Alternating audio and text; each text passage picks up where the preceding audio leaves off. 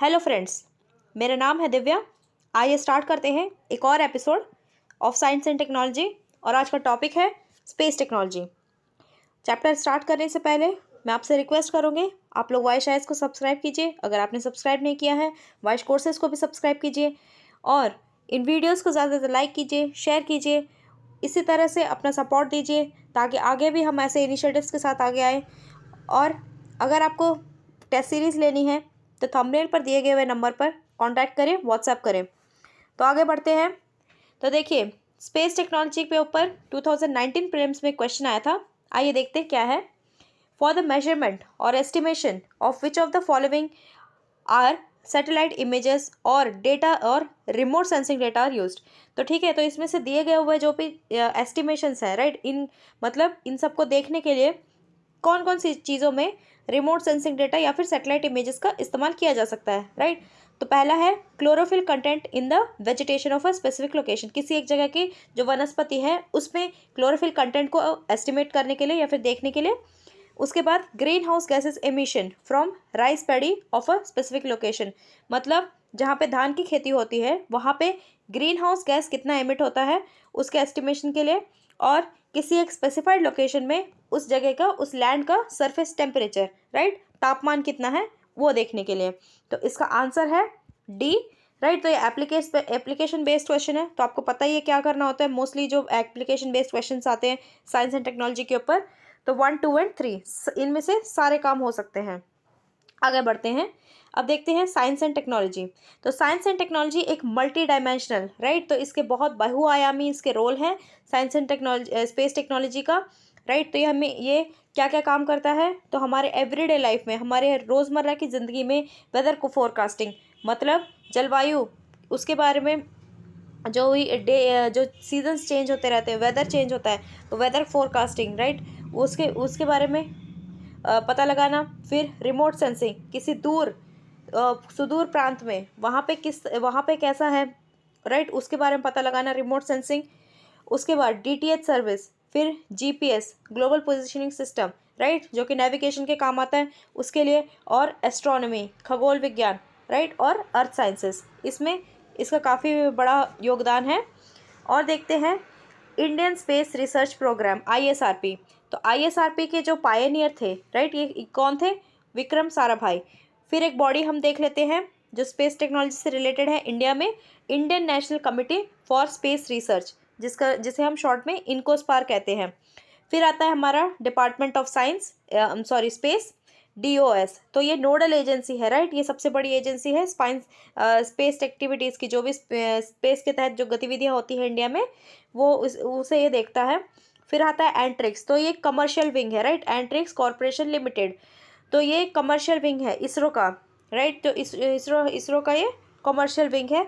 और ये क्या करता है, जो स्पेस प्रोडक्ट्स हैं, राइट, उन लोग कुछ प्रोडक्ट्स बनाते हैं हम इसरो, तो उसका कमर्शलाइजेशन करने के लिए, मतलब उसे बाकी जगह पहुंचाने के लिए और उसे बेचने के लिए, राइट, उसके प्रमोशन में टेक्निकल कंसल्टेंसी सर्विसेज भी प्रोवाइड करता है, राइट, तो दूसरों को सलाह मशवरा देने के लिए।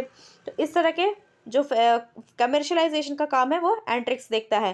फिर new space India limited council, new space India limited council, NSIL, ठीक है। फिर अब देखते हैं बहुत अलग अलग तरह के टाइप्स ऑफ ऑर्बिट्स जो क्या होते हैं, जो सैटेलाइट ऑर्बिट्स है वो क्या क्या है।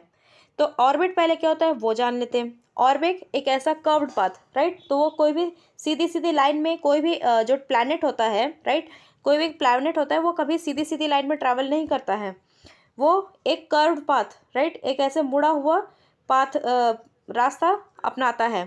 तो यहाँ पे ये बता रहे हैं एक कर्व्ड पाथ को वो अपनाता है, मतलब जिसमें वो प्लैनेट घूमता है और किसी एक ऑब्जेक्ट, राइट, किसी एक चीज़ के आस के इर्द गिर्द घूमता है। तो जैसे प्लैनेट के इर्द गिर्द, स्टार के इर्द गिर्द, किसी तारे के और मून के इर्द गिर्द, राइट, मतलब चांद के इर्द गिर्द। तो ये देख लीजिए, सब मान लीजिए ये एक सूरज हो गया, इसके इर्द गिर्द एक प्लैनेट घूम रहा है, तो वो जिस पाथ को, राइट, जिस रास्ते को चुनेगा उसके इर्द गिर्द चक्कर लगाने के, उसे ऑर्बिट कहते हैं, ठीक है। तो इतनी बात आपको समझ में आ गई होगी। आगे बढ़ते हैं। अब इसी ऑर्बिट्स के उस रास्ते को ऑर्बिट कहते हैं, ये हमें समझ में आ गया। तो अब उस रास्ते को जो हम ऑर्बिट हम जिसे कह रहे हैं, उसके टाइप्स भी होते हैं, कुछ प्रकार होते हैं। प्रकार देख लेते हैं कौन कौन से होते हैं। तो एक जो सैटेलाइट होता है, राइट, वो एक सैटेलाइट जो होता है वो ऑर्बिट करता है अर्थ के अराउंड, ठीक है। तो सैटेलाइट, यहाँ पे भी हमने एक डेफिनेशन देख ली है, एक और चीज़ देखी है सैटेलाइट। और अभी तक हमने देखा, हमने ये पढ़ा कि प्लैनेट एक रास्ते में, मतलब उस प्लैनेट का एक ऑर्बिट होता है, लेकिन एक प्लैनेट इर्द गिर्द घूमता है उसे सैटेलाइट कहते हैं, ठीक है। तो फिर यहाँ पे दिया गया एक ऑर्बिट, और सैटेलाइट में orbit around earth in different planes. तो अर्थ के अराउंड, हमारी जो पृथ्वी है उसके इर्द गिर्द जो सैटेलाइट घूमता है वो उसके अलग अलग प्लेन्स होते हैं, मतलब वो अलग अलग प्लेन्स में घूमता रहता है। तो देखते हैं अब प्लेन्स के बेसिस पे ऑर्बिट्स को किस तरह से कैटेगराइज किया गया है, उनकी क्या क्या क्लासेस हैं। तो पहला है orbit that is directly above the earth equator, right. तो हम जानते हैं ये अर्थ हो गया, इसका ये इक्वेटर हो गया। तो अब इसके डायरेक्टली जो इसके ऊपर से निकलता है, राइट, वो उस ऑर्बिट को इक्वेटोरियल ऑर्बिट कहते हैं। फिर देखते हैं polar orbit, orbit that passes over the pole, over both the poles, ठीक है। तो यहाँ ये हमारी पृथ्वी हो गई, यहाँ पे इसका नॉर्थ पोल हो गया, साउथ पोल हो गया, तो इसके ओवर ऐसे निकलता है, वो पोलर ऑर्बिट कहलाता है। फिर आता है इंक्लाइंड ऑर्बिट, ठीक है। उसके बाद देखते हैं ऑर्बिट्स में भी सर्कुलर, ठीक है, ऑर्बिट गोल भी हो सकते हैं और ऑर्बिट एलिप्टिकल भी हो सकते हैं, ये शेप के हिसाब से बता रहा है। उसके बाद एल्टीट्यूड, मतलब ऊंचाई के हिसाब से भी जो कम्युनिकेशन सैटेलाइट है होते हैं, उनकी ऊंचाई के हिसाब से भी उन्हें कैटेगराइज किया गया है। तो जैसे कि क्या कैटेगरीज है देख लेते हैं। Geostationary earth orbit, GEO, medium earth orbit, MEO, और लो अर्थ ऑर्बिट, राइट। अब हम देखिए यहाँ पे हमने डेफिनेशंस देख लिए, अब हम इन्हें पिक्चर्स के थ्रू समझते हैं, राइट। तो देखते हैं इस स्लाइड में आपको पूरे जो ऑर्बिट्स हैं उनके टाइप्स आपको समझ में आ जाएगा। तो पहला था हमारा इक्वेटोरियल, अब ये देखिए ये हो गया इक्वेटर। अब देखिए इसके ऊपर से ये घूम रहा है, तो मतलब ये कहलाएगा ऑर्बिटल इक्वेटोरियल ऑर्बिट, देख लीजिए, ठीक है। तो ये हो गया इक्वेटोरियल ऑर्बिट। अब देखते हैं पोलर। अब ये वहाँ पे बताया गया था पिछले स्लाइड में कि जो पोल्स है, पोल्स के ऊपर से घूमता है, तो ये हो गया यहाँ से देखिए पोलर ऑर्बिट, राइट। तो ये दोनों पोल्स के ऊपर से जा रहा है इस तरह से। फिर आता है इंक्लाइंड। अब ये देखिए इंक्लिनेशन दिख रही है आपको यहाँ पे, क्योंकि यहाँ पे इक्वेटर है तो यहाँ पे कुछ इंक्लिनेशन बन रहा है, यहाँ पे कोण बन रहा है, राइट। मैं फिर से यहाँ पे दिखा देती हूँ कलर से, ये देखिए एक कोण बन रहा है ना। तो ये कोण होता है, ये जब एक ऐसा कुछ एंगल बनता है, कोण बनता है, तो उसे इंक्लिनेशन बोलते हैं। फिर देखते हैं इंक्लाइंड ऑर्बिट का एक और, यहाँ पे देखिए यहाँ पे भी डायग्राम है, ये देखिए ये इंक्लिनेशन आपको जो दिख रही है, यहाँ पे जो एंगल बनता हुआ दिख रहा है, तो ये इंक्लाइंड ऑर्बिट हो गया। इसके बाद देखते हैं सर्कुलर ऑर्बिट, जो शेप के हिसाब से इन्होंने बताया था। तो ये देखिए ये सर्कुलर है, ये गोल है, और एलिप्टिकल शेप देख लीजिए इस तरह से, राइट। तो इसका सेंटर कहाँ है उस हिसाब से इसका शेप डिटरमाइन होता है और ये ऑर्बिट बनता है। तो मैं उम्मीद करती हूँ आपको समझ में आ गया होगा, सारे ऑर्बिट्स हैं अच्छे तरह से आपको समझ में आ गया होगा। अब हम देखते हैं डिफरेंट टाइप्स ऑफ जो हमने बताया था, low earth orbit, medium earth orbit और geostationary earth orbit, right, ये रह गए थे।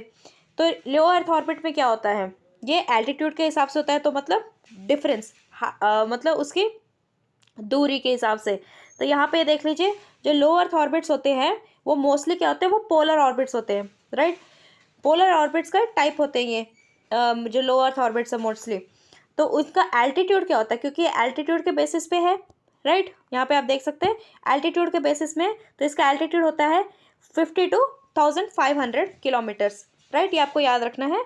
तो इसकी डिस्टेंस इतनी होती है 52,500 किलोमीटर्स होती है, और ये मोस्टली पोलर ऑर्बिट्स होते हैं, राइट, जो लो अर्थ ऑर्बिट्स होते हैं। ऑर्बिटल पीरियड देख लीजिए, टाइम, उसे कितना टाइम लगता है, राइट। तो वो टाइम बताया गया जैसे रफली 95 to 120, तो आप इसे 90 मिनट्स करके याद रख सकते हैं, या फिर 95 to 120 मिनट्स। फिर आते हैं हम मीडियम अर्थ ऑर्बिट पर। तो मीडियम अर्थ ऑर्बिट सैटेलाइट जो होते हैं उन्हें पोजीशन किया जाता है अब देखिए मीडियम से आपको समझ आ ही रहा होगा। यहाँ पे मान लीजिए लो अर्थ ऑर्बिट हो गया, यहाँ पे हमारा अर्थ है तो यहाँ पे लो अर्थ ऑर्बिट हो गया। फिर यहाँ पे जियो स्टेशनरी अर्थ ऑर्बिट हो गया, और उसके कहीं बीच में मिडल में, क्योंकि ये मीडियम है मतलब मिडल में होगा, तो ये मीडियम अर्थ ऑर्बिट हो जाएगा, राइट। मीडियम अर्थ ऑर्बिट, इस तरह से नाम से आप याद रख सकते हैं। तो अब देखते हैं जो एमईओ होता है उसमें सैटेलाइट को एलईओ, राइट, लो अर्थ ऑर्बिट और जियो स्टेशनरी अर्थ ऑर्बिट के बीच में रखा जाता है, और उसका एल्टीट्यूड कितना होता है 5000 to 12,000 किलोमीटर्स, राइट। आपको ये याद रखना है, इसलिए मैंने इसमें इन्हें रेड में दिखाया है। तो अबव अर्थ सरफेस ऑब्वियस सी बात है, और ये इनका मोस्टली ये इक्वेटर प्लेन में होते हैं, राइट। इनका इंक्लिनेशन इक्वेटर प्लेन की तरफ होता है, किसका, मीडियम अर्थ ऑर्बिट का। फिर देखते हैं so far there have not been many satellites in this orbit. ज़्यादातर अभी तक मतलब बहुत सारे सैटेलाइट्स इस ऑर्बिट पर नहीं छोड़े गए हैं, लेकिन ऐसा नहीं कि बिल्कुल नहीं है। याद रखना है आपको, कुछ ऐसे सैटेलाइट्स हैं जो कि मीडियम अर्थ ऑर्बिट पे भी है। कौन कौन से हैं हम आगे देखेंगे डायग्राम के साथ। फिर हम देखते हैं geostationary earth orbit, right.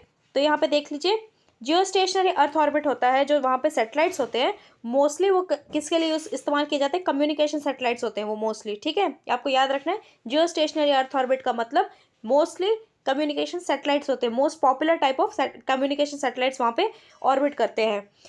अब इसका ऑर्बिटल पीरियड कितना होता है, राइट, तो वो देख लीजिए 35,863। देखिए ऐसा होता है कि जो ऑर्बिटल पीरियड है सैटेलाइट का, राइट, वो अगर अर्थ के ऑर्बिटल पीरियड से एग्जैक्टली मैच कर जाए, ठीक है, और एल्टीट्यूड भी दिया गया है इतनी एल्टीट्यूड में 35,863 किलोमीटर्स, और अबव अर्थ के सरफेस के ऊपर रहे और उसी स्पीड में और उतने ही डिस्टेंस में अगर वो रोटेट करता रहे, राइट, उसका ऑर्बिटल पीरियड एग्जैक्टली अर्थ के जितना बराबर हो जाए, तब फिर क्या होता है, तो फिर वो उसी, और एंगुलर वेलोसिटी पे देखिए, वेलोसिटी भी यहाँ पे ध्यान रखना है, तभी तो वो जाके मैच करेगा ना। तो वेलोसिटी यहाँ पे दी गई हुई है 3075 मीटर पर सेकेंड, राइट। तो हमें 3 चीज़ें याद रखनी है यहाँ पे। एक तो ऑर्बिटल पीरियड वो बराबर होना चाहिए अर्थ के ऑर्बिटल पीरियड से, फिर एल्टीट्यूड डिस्टेंस इसका होना चाहिए 35,863 किलोमीटर्स, ये अबव अर्थ सरफेस होना चाहिए, उतना दूर होना चाहिए, राइट। और फिर इक्वेटोरियल प्लेन और उसकी एंगुलर वेलोसिटी 3075 मीटर पर सेकेंड, तब ये जाके जियो सिंक्रोनस ऑर्बिट कहलाता है, राइट। इसलिए देखिए नाम क्या है, सिंक्रोनस। तो किस चीज़ से सिंक्रोनाइज कर रहा है, ये अर्थ से सिंक्रोनाइज कर रहा है।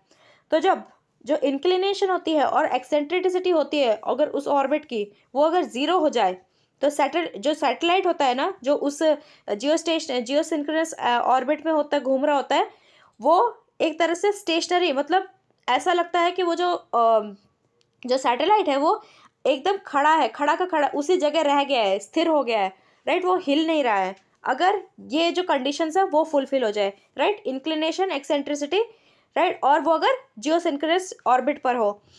फिर देखते हैं और क्या कंडीशंस बताई गई हैं। Appear stationary to the observer, जो ऑब्जर्वर जो उसे ग्राउंड से देख रहा है उसे वो स्टेशनरी दिखने लग जाती है। फिर इस हिसाब से जो ऑर्बिट है उस ऑर्बिट को जियो स्टेशनरी ऑर्बिट कह सकते हैं, राइट।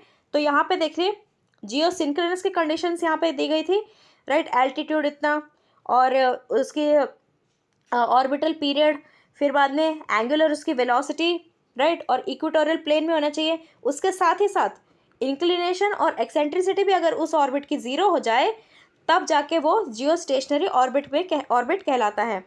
आगे देखते हैं। तो यहाँ पे देखिए पिक्चर के थ्रू आपको और क्लैरिटी से समझाया गया है low earth orbit, medium earth orbit और जियो स्टेशनरी अर्थ ऑर्बिट, और साथ में हाई अर्थ ऑर्बिट, राइट। यहाँ पे देख लीजिए तो लो अर्थ ऑर्बिट जो कि सबसे पास में है, उसके बाद medium earth orbit equatorial plane में है, उसके बाद जियो स्टेशनरी अर्थ ऑर्बिट जो कि यहाँ पे है, राइट, ये देख लीजिए।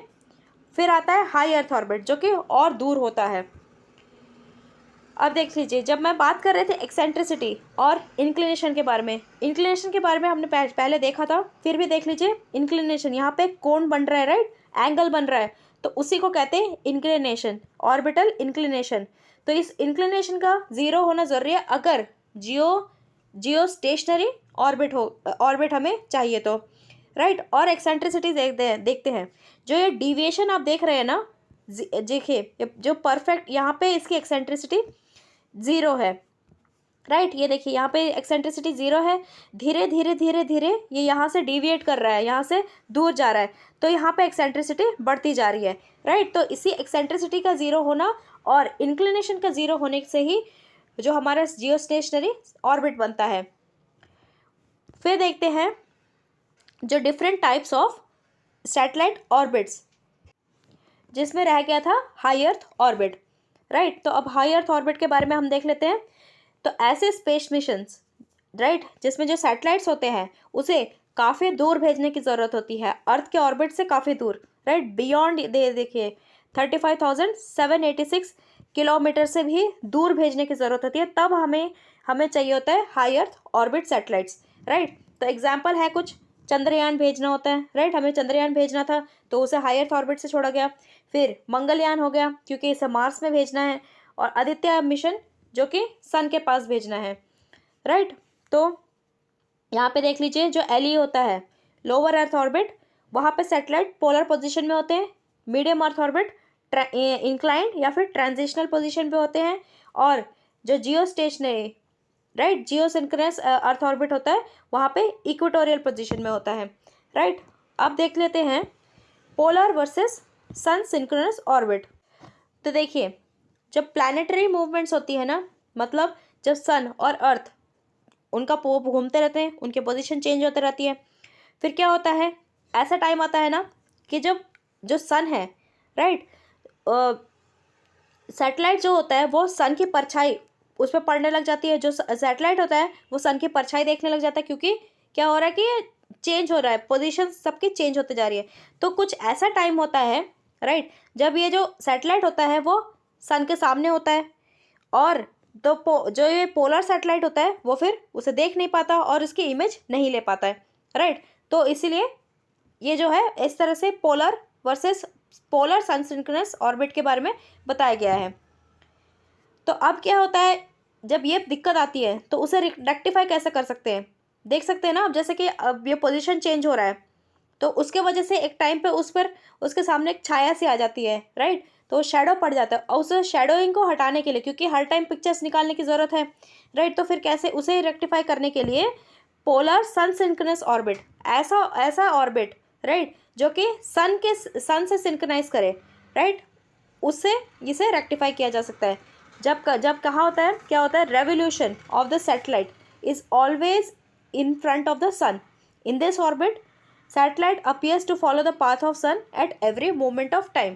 तो इस तरह से किया जाता है कि ये जो सैटेलाइट है वो पूरी तरह से सन को फॉलो करता हुआ चले, जिससे कि जो उस पर पिक्चर्स जो खींचना होता है, उस जो सैटेलाइट का काम है पिक्चर्स खींचना, वो सब प्रॉपरली हो सके, राइट। तो जो उसका रेवोल्यूशन है वो हमेशा उसके सामने होता है, is in always in front of the sun, right. फिर आगे देखते हैं, इस ऑर्बिटल को डॉन टू डस्क ऑर्बिट भी कहते हैं। जनरली ये जो सन सिंक्रोनस ऑर्बिट होते हैं वो मीडियम या फिर लो अर्थ ऑर्बिट पे होते हैं, राइट। एक एग्जांपल भी इन्होंने दिया है रेडार सेट। ये एक कनेडियन सैटेलाइट है जो कि लो सन सिंक्रोनस ऑर्बिट पे होता है, राइट। तो ये भी एक ऑर्बिट का टाइप हो गया, सन सिंक्रोनस ऑर्बिट। अब देखते हैं transfer orbit, right. Transfer orbit में क्या होता है, अब नाम से पता चल रहा है कुछ ट्रांसफ़र करना है।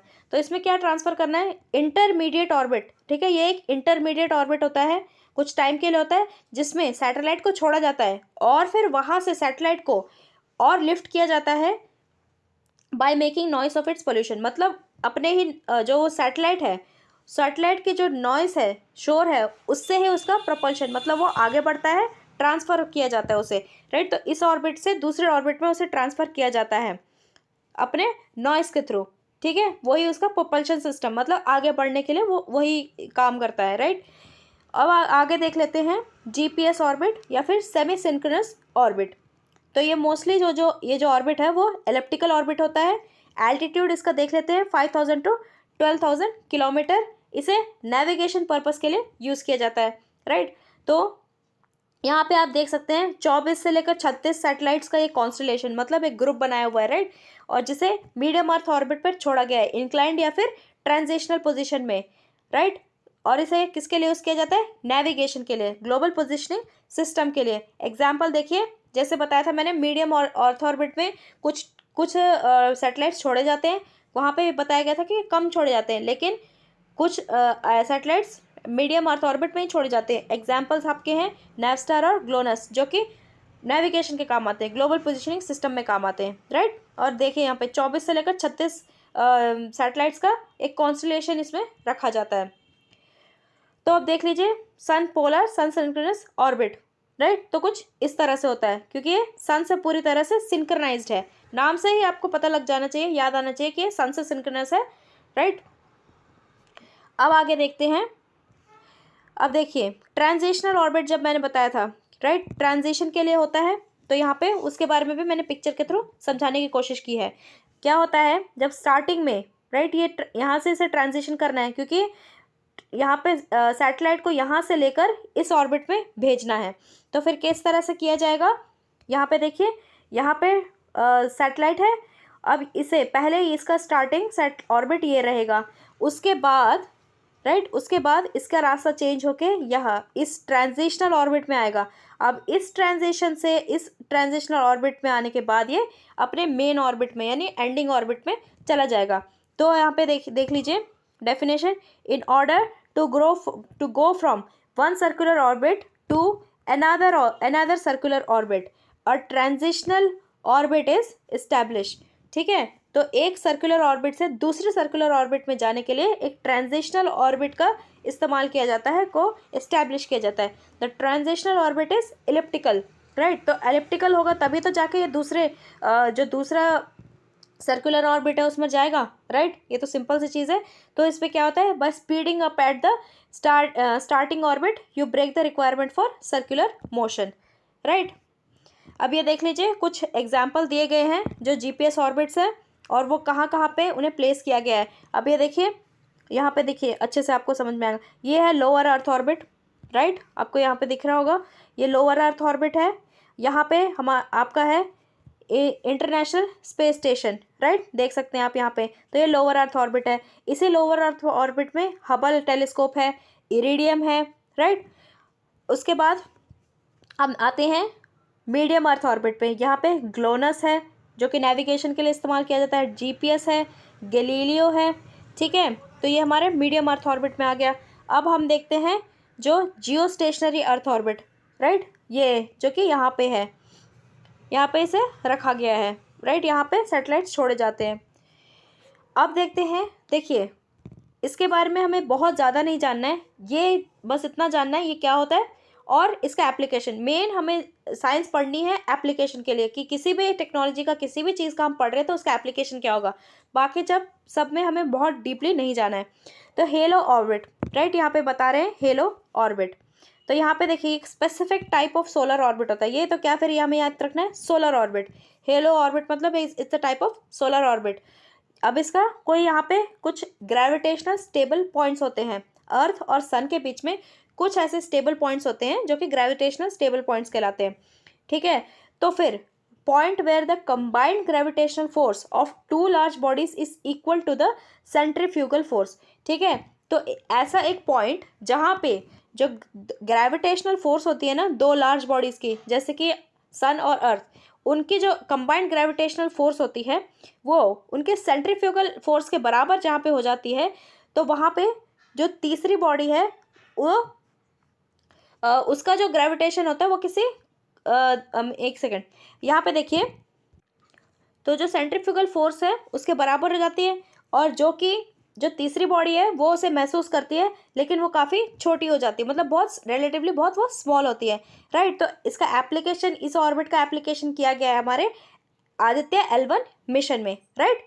आगे बढ़ते हैं। तो देखिए, यहाँ पे जियो सिंक्रोनस ऑर्बिट दिया गया, एक्सिस के थ्रू ये सब समझाया गया, राइट। तो फिर उसकी जो धुरी होती है, धुरी के हिसाब से समझाया गया। यहाँ पे इसे कहते हैं एंगल ऑफ इंक्लिनेशन। तो देखिए, इसमें एक चीज़ हमें ध्यान देने वाली है कि जियो स्टेशनरी और जियोसिंक्रोनस में एक्चुअली डिफरेंस क्या होता है? तो डिफरेंस सिर्फ एंगल ऑफ इंक्लिनेशन का है, राइट? जो कोण बनता है उसी का डिफरेंस है। बाकी यहाँ पे ये बताया गया है जो हर every geostationary orbit is geosynchronous orbit but not the other way around, right? तो देखिए जो हर एक जो जियोस्टेशनरी ऑर्बिट होता है वो जियोसिंक्रोनस ऑर्बिट होता है, लेकिन ज़रूरी नहीं है कि हर जो जियोसिंक्रोनस ऑर्बिट है वो जियोस्टेशनरी हो, राइट? क्योंकि ये जो एंगल ऑफ इंक्लिनेशन है इस कंडीशन को पूरा करना बहुत ज़रूरी है, इंक्लिनेशन और एक्सेंट्रिसिटी दोनों, राइट? दोनों का ज़ीरो होना ज़रूरी है, तब जाके कोई जियो सिंक्रोनस ऑर्बिट जियोस्टेशनरी ऑर्बिट बनता है, राइट? अब देखते हैं जियोस्टेशनरी ट्रांसफर ऑर्बिट, राइट? तो इसे जानने के लिए देखिए हमें पहले समझना पड़ेगा अपोजी और पेरिजी को। तो अपोजी क्या है? जो अर्थ से सबसे ज़्यादा जो दूरी होती है, राइट? यहाँ पे देखिए point, this is a point of in the orbit of a body, right? जैसे कि मून, यहाँ पे देख लीजिए अर्थ हो गया, यहाँ पे मून हो गया, राइट? या फिर कोई सैटेलाइट, जब वो उसका जो डिस्टेंस होता है वो अर्थ से सबसे ज़्यादा दूर होता है, राइट? यहाँ पे जो सबसे ज़्यादा दूर है उसे अपोजी कहते हैं। और पेरिजी उसका उल्टा, मतलब जब वो, जैसे कि यहाँ पे चांद है, जो मतलब मून है, वो जब सबसे पास में है अर्थ के तब उसे पेरिजी कहा जाएगा, और ऐसे डिस्टेंस जब वो अर्थ से सबसे ज़्यादा दूर है तो उसे अपोजी कहा जाएगा, राइट? ये समझ गए? अब समझते हैं जियोस्टेशनरी ट्रांसफर ऑर्बिट, राइट? तो ये एलिप्टिकल ऑर्बिट होता है, राइट? क्योंकि ट्रांसफर ऑर्बिट है तो एलिप्टिकल होगा, ठीक है? फिर देखते हैं जहाँ पे जो अपोजी होता है वो कितना होता है? हाईएस्ट पॉइंट, जितनी उसकी पूरी जो डिस्टेंस दी गई है यहाँ पे देखिए, ये देखिए हाईएस्ट पॉइंट कितना है? 35,786 किलोमीटर, राइट? ये जियोस्टेशनरी जो अर्थ ऑर्बिट है उसकी डिस्टेंस है ये, राइट? तो उसका इतना एल्टीट्यूड रहता है। तो फिर जो ये हाईएस्ट पॉइंट है इतना दूर होता है, राइट? फिर वहाँ पे इंक्लिनेशन जो होता है वो, जब लॉन्च साइट है वहाँ पे जितनी इंक्लिनेशन थे रफली उसी इंक्लिनेशन के बराबर होता है, राइट? तो फिर यहाँ पे स्पेस क्राफ्ट को प्लेस किया जाता है, फिर उसे जियोसिंक्रोनस यहाँ पे जैसे इस तरह से प्लेस किया जाएगा, फिर वो उसे इस तरह से ट्रांसफ़र किया जाएगा ताकि वो जियोसिंक्रोनस या फिर जियोस्टेशनरी सैटेलाइट में आ जाए, आई मीन जियोस्टेशनरी ऑर्बिट पर आ जाए, राइट? सैटेलाइट नहीं, ऑर्बिट में उसे ट्रांसफ़र कर दिया जाए। ये देखिए यहाँ पर ट्रांसफ़र हो रहा है, ये इलिप्टिकल में, उसके बाद ये यहाँ पे पहुँच रहा है, ठीक है? आगे बढ़ते हैं। अब एक सवाल आता है कि जो सैटेलाइट्स होते हैं वो कैसे गिर नहीं जाते? जब एक अर्थ है, राइट? ये अर्थ है, अर्थ का अपना ग्रेविटेशन होता है, तो फिर उस ग्रेविटेशन पुल से जो गुरुत्वाकर्षण की शक्ति से सैटेलाइट कैसे गिर नहीं जाते हैं अर्थ के ऊपर? कैसे वो घूमते रहते हैं और गिरते नहीं हैं ग्रेविटी के पुल में आके, मतलब गुरुत्वाकर्षण के प्रभाव में आकर जो सैटेलाइट होता है वो क्यों नहीं गिर जाता, राइट? तो ये पूछा गया है। तो देखिए क्या होता है, जो एक सैटेलाइट होता है उसकी अपनी एक वेलोसिटी होती है, राइट? जब उसे लॉन्च किया जाता है उसकी एक वेलोसिटी होती है। तो फिर क्या होता है, जो स्पेस है वहाँ पे ग्रेविटेशन नहीं होती है, जो ग्रेविटेशन होती है वो अर्थ में होती है। जो ग्रेविटेशन पुल होता है अर्थ का होता है वो अपनी तरफ खींचता है, लेकिन स्पेस में ग्रेविटेशन नहीं होती है। लेकिन वो किस तरह से एक ऑर्बिट में ही रहता है, स्थिर अपने ही ऑर्बिट में वो घूमता रहता है और दूर भी नहीं चला जाता, ना ही आके गिर जाता है, राइट? तो ये कैसे होता है?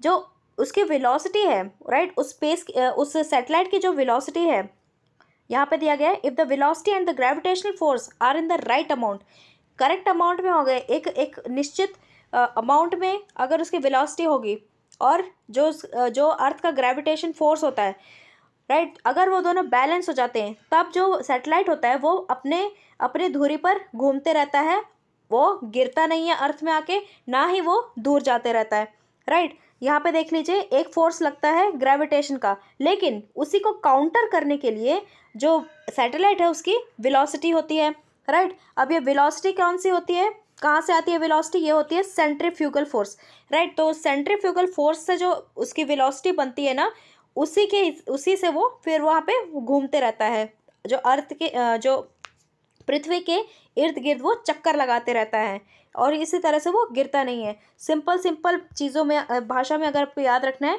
जो सैटेलाइट की वेलोसिटी होती है वो उस सेंट्रीफ्यूगल फोर्स होती है, और अर्थ का जो ग्रेविटेशन पुल होता है, ये दोनों आपस में एक दूसरे को एक बराबर कर लेते हैं। तो इस वजह से जब ये बराबर हो जाते हैं तो सैटेलाइट घूमता रहता है और गिरता नहीं है और दूर भी नहीं जाता, राइट।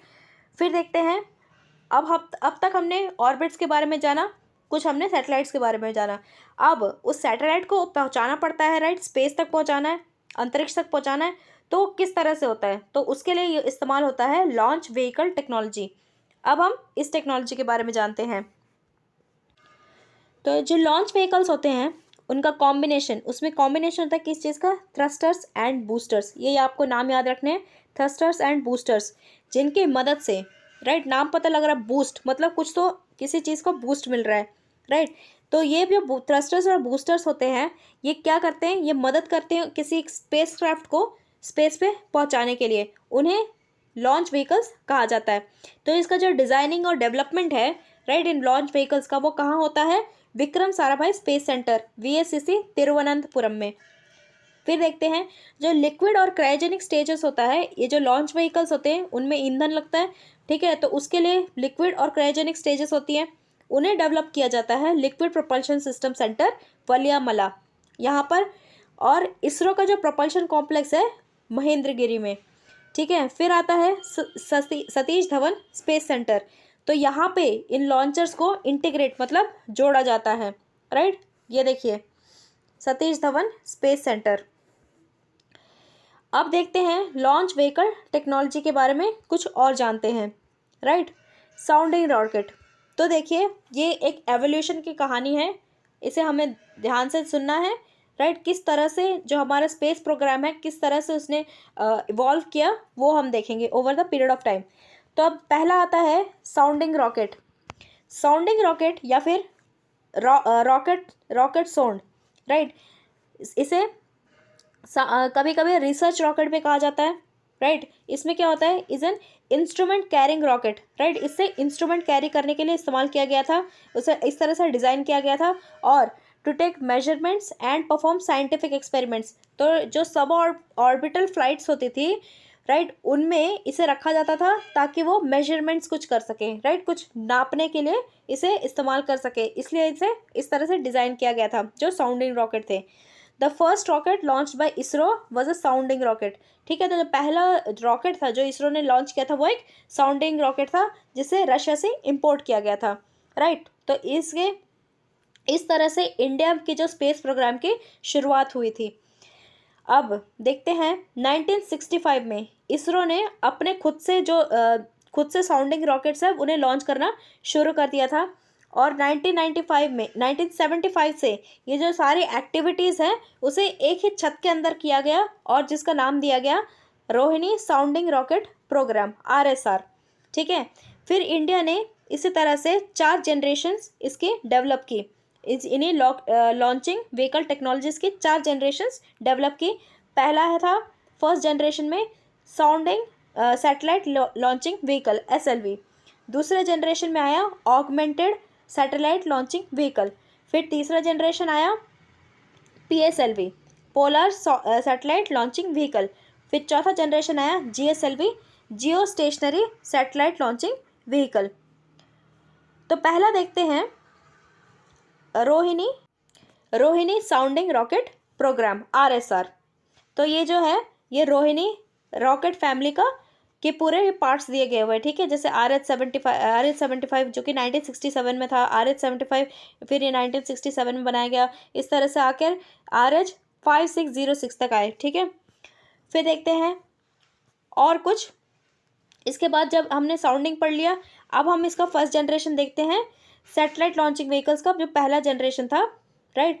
तो इसमें आते थे 4 स्टेज लॉन्चिंग व्हीकल्स, ठीक है। यहाँ पे इस 4 स्टेज आपको ये याद रखना है, ये इसके 4 स्टेज हुआ करते थे। और जो इसके जो सारे प्रोपेलेंट्स थे, प्रोपेलेंट्स कुछ नहीं है, जो आगे बढ़ाने के लिए, राइट, जो यहाँ पे रॉकेट में लगता है उसे आगे बढ़ाने के लिए जिस ईंधन का इस्तेमाल करते हैं उसे प्रोपेलेंट बोलते हैं। तो उसके जो प्रोपेलेंट्स हुआ करते थे वो सबके सब सॉलिड थे, राइट, वो ठोस थे। उसके जो पेलोड कैपेसिटी, मतलब जब ये रॉकेट हो गया उसके ऊपर सैटेलाइट छोड़ना है तो ये उसका पेलोड हो गया, ठीक है। वो कितना भारी है, मतलब वो कितना ले जा सकता है, उसकी कैपेसिटी कितनी, उसे पेलोड कहते थे, राइट। तो उस वक्त 40 kg सिर्फ 40 kg था उसका पेलोड की क्षमता, उतना ही वो स्पेस पर ले जा सकता था, और वो लो अर्थ ऑर्बिट, राइट, तो लो अर्थ ऑर्बिट में छोड़ सकता था, जिसकी डिस्टेंस कुछ 400 किलोमीटर्स थी। फिर आता है SLV-3। तो इस जनरेशन में पहला था SLV-3, जिसे सक्सेसफुली लॉन्च किया गया था 18 जुलाई 1980 में। कहाँ से? Sriharikota high altitude range, right, जो कि श्रीहरिकोटा में है, राइट। फिर सक्सेसफुली इसने रोहिणी सैटेलाइट को, RS-1 को ऑर्बिट में लॉन्च किया था, अपने ऑर्बिट में रखा था, और इस प्रोजेक्ट को डॉक्टर APJ अब्दुल कलाम ने हेड किया था। अभी SLV का इस्तेमाल नहीं किया जाता क्योंकि हमने और भी अच्छी टेक्नोलॉजी को डेवलप कर लिया है। सेकेंड जनरेशन को देखते हैं, augmented satellite launching vehicle ASLV। तो इसे डिज़ाइन किया गया था, उसका पेलोड कैपेसिटी बढ़ गई, जहाँ पे पहले 40 kg था, अब बढ़ के ये 150 kg हो गया, जिसे लो अर्थ ऑर्बिट में ही छोड़ा जा सकता था। ये आगे जाके 5 स्टेज में हो गया, राइट। यहाँ पे 4 स्टेजेस थे, यहाँ पे आगे आगे जाके 5 स्टेजेस हो गया। यहाँ पे भी जो प्रोपेलेंट्स थे वो भी सॉलिड नेचर के थे, राइट, सॉलिड स्टेट के थे। ये जो ASLV है ये भी रिटायर हो चुका है। फिर अब आते हैं हम PSLV। ये हम आमतौर पर सुनते रहते हैं PSLV, देखते हैं क्या है। तो polar satellite launching vehicle, launch vehicle, तो ये 3rd जनरेशन का लॉन्च व्हीकल था, राइट। तो इसे first India launch vehicle to be equipped with liquid stage. तो जब इंडिया में लॉन्चिंग व्हीकल्स जब बन रहे थे, तो इसमें से पहली बार ऐसा हुआ था कि लिक्विड्स का इस्तेमाल किया गया था, राइट। तो इसमें लिक्विड्स, अभी तक हम देख रहे थे जितने भी प्रोपेलेंट्स थे वो सॉलिड थे, लेकिन अब जाके लिक्विड्स का हम इस्तेमाल करने लग गए, राइट। तो उसमें जो सबसे पहले हमने इस्तेमाल किया वो हमने इस्तेमाल किया PSLV में। तो पहला सक्सेसफुल लॉन्च था वो हुआ था अक्टूबर 1994 में, राइट। और ये जो PSLV है काफ़ी रिलायबल है, मतलब काफ़ी हम इस पर निर्भर हो सकते हैं, और इसकी जो क्षमता है, वर्सटाइल वर्कहॉर्स लॉन्च व्हीकल, ठीक है। तो इससे हम काफ़ी अलग अलग तरह के सैटेलाइट्स थे छोड़ सकते थे, और इसके बहुत सारे काम करने लग गया था ये, ठीक है।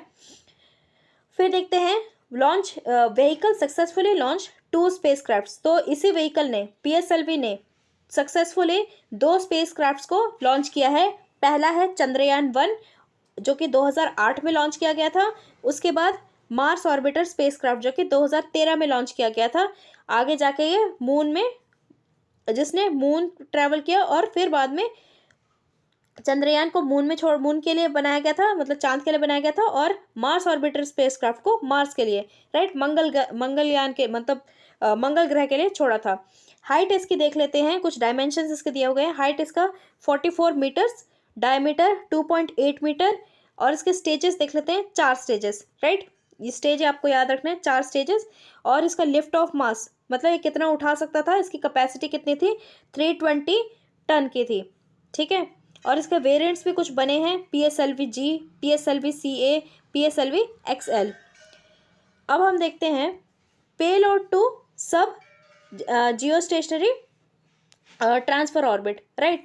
तो यहाँ पे देखते हैं, तो PSLV था, उसे इस्तेमाल किया गया था जियो सिंक्रोनस और जियो स्टेशनरी ऑर्बिट्स में लॉन्च करने के लिए, राइट। और इसने ये जो सैटेलाइट है IRNSS, मतलब Indian regional navigation satellite system, IRNSS, अगर आपको याद होगा, ये इंडिया का GPS है, राइट। तो ये एक तरह से इंडिया के लिए नेविगेशन का काम करता है, ये जो सैटेलाइट है। तो इसे छोड़ा गया था जियो सिंक्रोनस और जियो स्टेशनरी ऑर्बिट में, राइट, इसे छोड़ा गया था। तो फिर पेलोड टू सब जियो स्टेशनरी ट्रांसफर ऑर्बिट में रखा गया, छोड़ा गया था, ठीक है। अब हम PSLV के जो 4 स्टेजेस हैं, उन स्टेजेस को देखते हैं।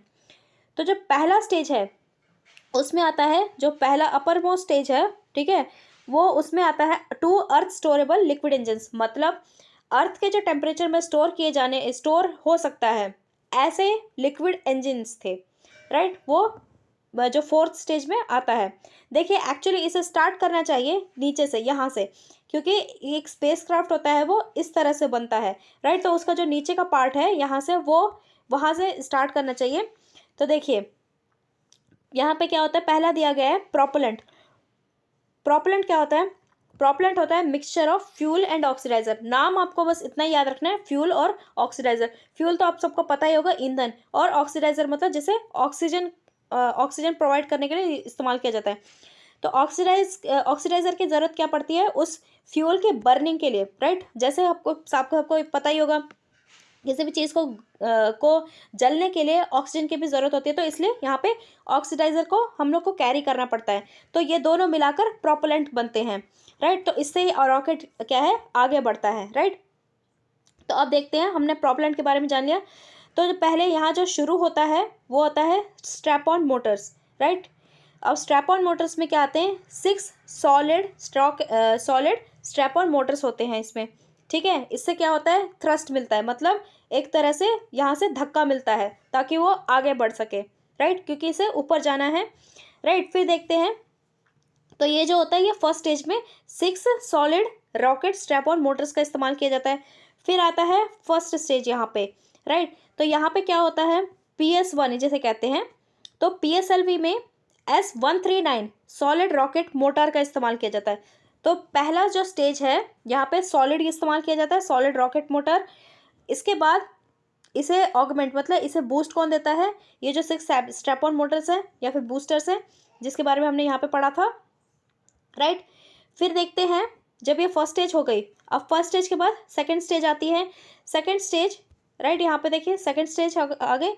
तो सेकंड स्टेज में अर्थ स्टोरेबल, मतलब जो कि अर्थ में जिसे स्टोर कर सकते हैं, ऐसा लिक्विड रॉकेट इंजन, राइट। तो हमने फर्स्ट स्टेज में देखा था सॉलिड था मोटर, अब यहाँ पे लिक्विड रॉकेट इंजन का इस्तेमाल किया जाता है। और यहाँ पे जो इंजन है वो है विकास इंजन। विकास का अगर आप जानना चाहते हैं, विक्रम अम्बालाल साराभाई, इसलिए इसका नाम विकास रखा गया है, ठीक है। तो इसे हमने पिछले स्लाइड्स में पढ़ा था, लिक्विड प्रोपल्शन सिस्टम सेंटर में इसे डेवलप किया जाता है, राइट, ये जो इंजन है।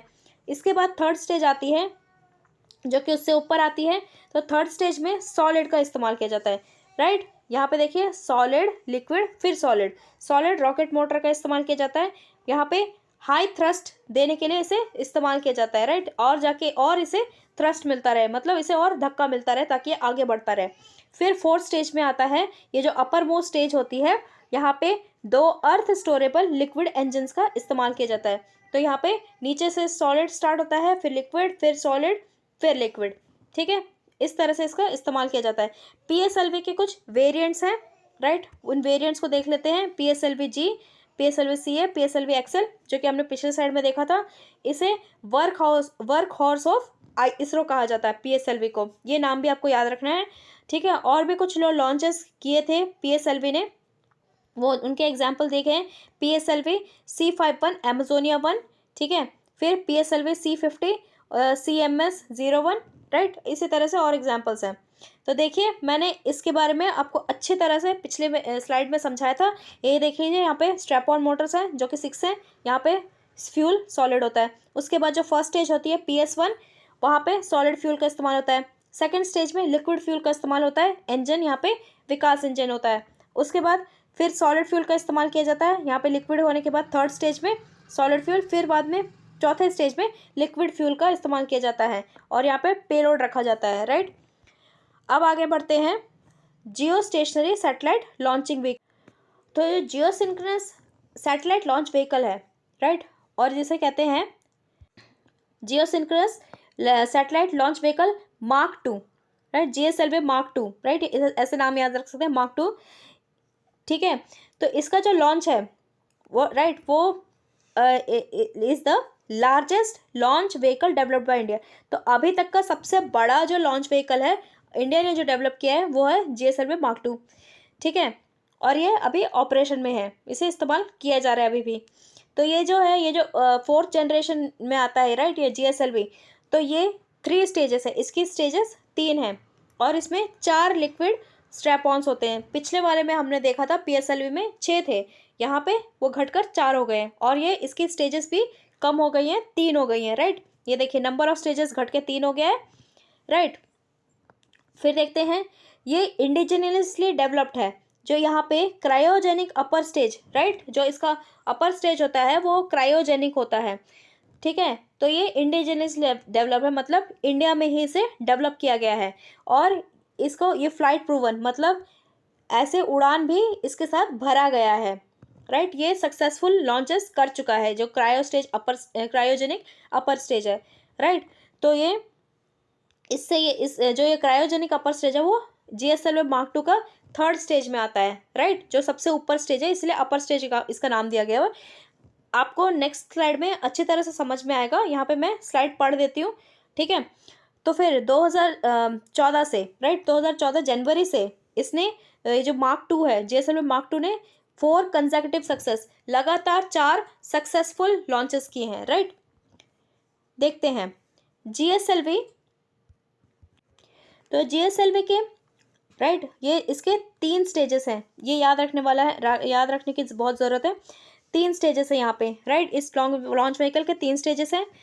सिमिलर जो शुरू के 2 स्टेजेस हैं, राइट, वो एकदम PSLV से मिलते हैं। GSLV के जो शुरू के जो 2 स्टेजेस हैं वो मिलते हैं PSLV से, लेकिन जो लास्ट स्टेज है, थर्ड स्टेज, क्योंकि यहाँ पे चौथा स्टेज नहीं है, यहाँ पे 3 स्टेजेस ही हैं, तो जो तीसरा स्टेज होता है वो पूरी तरह से डिफरेंट होता है, ये क्रायोजेनिक स्टेज होता है, राइट। यहाँ पे GSLV में ये आके अलग हो जाता है PSLV से। फिर जो GSLV का प्राइमरी पेलोड है, राइट, मतलब किस तरह के सैटेलाइट्स को मोस्टली छोड़ता है, INSAT class of communication satellites, right, दूर तक छोड़ेगा, इसीलिए कम्युनिकेशन सैटेलाइट्स को। और कहाँ छोड़ेगा ये? Geostationary earth orbit, right. फिर देखते हैं, तो they operate from geostationary orbits and hence are placed in geosynchronous transfer orbit. तो ठीक है, तो इसे जियो सिंक्रोनस ट्रांसफर ऑर्बिट में छोड़ा जाता है बाय GSLV, राइट। अब जो GSLV के जो फर्दर कैपेबिलिटी है, राइट, वो बढ़कर कितनी हो गई है? 5 टन, राइट। तो ये जो लो अर्थ ऑर्बिट में 5 टन तक सैटेलाइट को प्लेस कर सकता है, राइट। ये उसकी पेलोड कैपेसिटी बढ़ गई है। इस वजह से हैवी सैटेलाइट्स को, और वो भी बहुत सारे एक साथ ही, बहुत मल्टीपल सैटेलाइट्स को वो मतलब एक साथ ही मल्टीपल छोटे छोटे सैटेलाइट्स को छोड़ सकता है, या फिर बहुत हैवी सैटेलाइट को ये छोड़ सकता है ऑर्बिट में, राइट।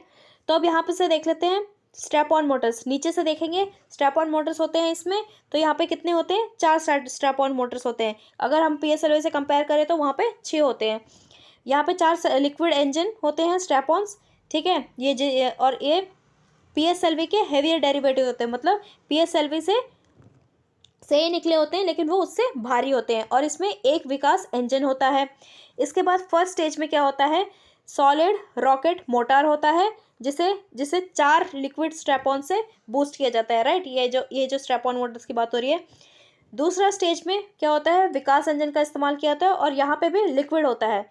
जो पहले के 2 स्टेज सिमिलर होते हैं। थर्ड स्टेज हमने पढ़ा था कि वो पूरी तरह से डिफरेंट होता है। किस तरह से डिफरेंट होता है? क्योंकि यहाँ पर क्रायोजेनिक अपर स्टेज प्रोजेक्ट इसका इस्तेमाल किया जाता है। ये जो यहाँ पे इंजन दिया गया हुआ है CE-715, ठीक है। तो ये पहला इंडिया का पहला क्रायोजेनिक इंजन था ये, राइट, जिसे लिक्विड प्रोपल्शन सेंटर सिस्टम में डेवलप किया गया था, राइट। फिर आगे देखते हैं फर्दर GSLV जो किस कैपेसिटी, हमने ये पढ़ लिया था कि जो GSLV की कैपेसिटी है वो 5 टन तक बढ़ गई है लो अर्थ ऑर्बिट में, राइट। और हैवियर सैटेलाइट्स को छोड़ सकता है, या फिर मल्टीपल बहुत सारे छोटे छोटे सैटेलाइट्स को भी ये छोड़ सकता है, राइट। अब आगे बढ़ते हैं।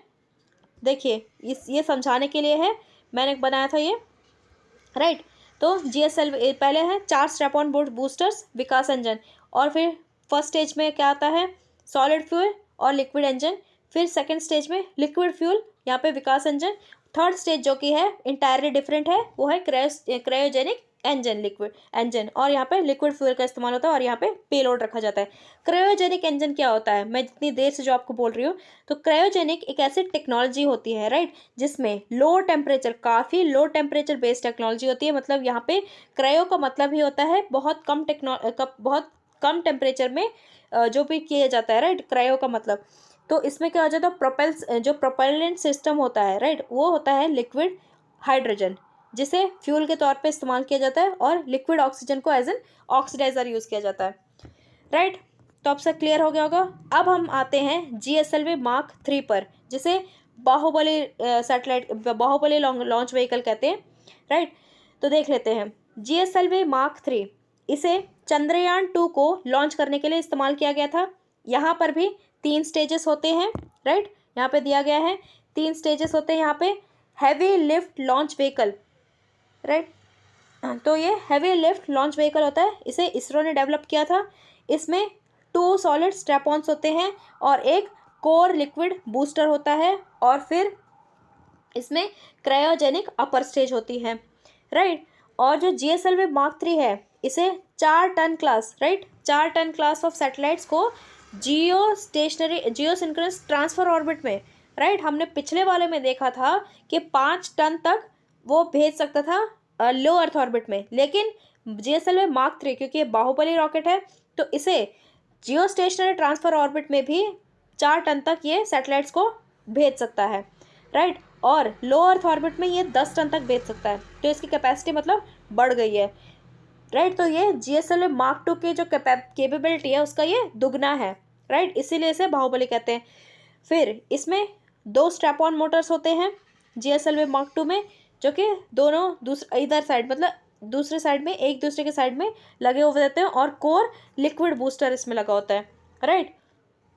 तो जो फर्स्ट एक्सपेरिमेंटल फ्लाइट थी, राइट, LVM-3, राइट, वो केयर मिशन में इसे इस्तेमाल किया गया था, जहाँ जिसे कि श्रीहरिकोटा से छोड़ा गया था 2014 दिसंबर 18 को, और सक्सेसफुली ये जो टेस्ट था ये सक्सेसफुल हो गया था, राइट। जो ये प्रयोग था वो सक्सेसफुल रहा था, ठीक है। क्रू मॉडल यहाँ पे देख लीजिए, crew model atmospheric re entry experiment, इसे कैरी आउट किया गया था इस फ्लाइट में। अब इसका सिग्निफिकेंस क्या है वो जान लेते हैं। तो ये जब model re entered, the module re enter deployed its parachutes as planned and splash down in the bay of Bengal. तो अब देखिए ये क्या है, crew model atmospheric re entry experiment. जब हम बात कर रहे हैं गगनयान की, मैंड मिशन की, हम क्या करेंगे, अपने एस्ट्रोनॉट्स भेजेंगे स्पेस में, फिर उन्हें कुछ टाइम के बाद जब उनका काम हो जाएगा उन्हें वापस आना है, राइट।